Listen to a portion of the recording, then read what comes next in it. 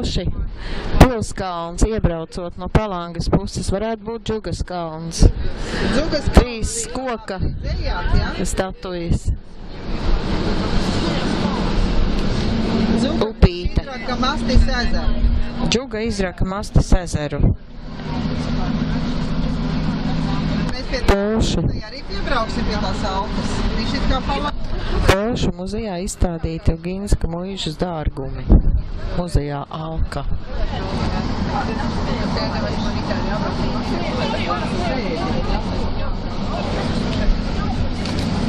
Braucam pa muzeja uz gatvi. Es varu pastāstīt, nolasīt no savas grāmatas. Jā, nolasi, lūdzu.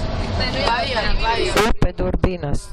Pirms Aija jums nolasīs, vienkārši tad uzmetiet aci lūdzu kreisajā pusē.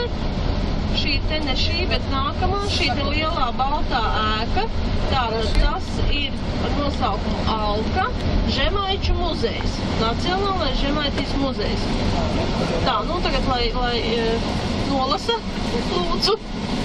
Pēc tu nesēdi. Domāju, ka Lucijas priekšā stīja.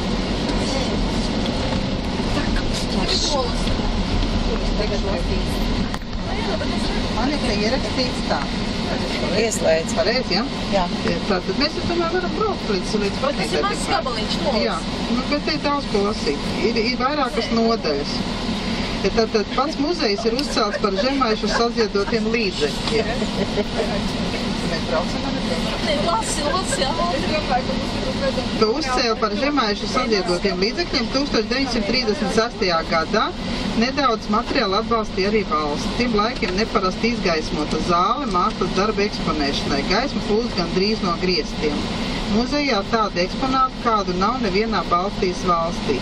Viduslaiku Venēcijas spoguļi, augstmaņu nestuves, tā saucamās lektis no Francijas un daudz kas cits. Bet sāksim visu pēc kārtas. Es brīdināju, kāpēc tālāk. Nē, pagad. Kāpēc jāstāv? Lasīt mēs varam, tā, ka mēs esam Rīgā. Jā, pareizi. Tāpēc saku brīviem apskatāmies. Jūs gribat kāpt ārā? Kādi jākmas atkal? Tā kā visur jākās. Jā, bet ne ir iekšā, var ieiet. Mums ir laiks, ja mums ir laika. Mēs varam iespējams. Tās nebūs 5 minūtes.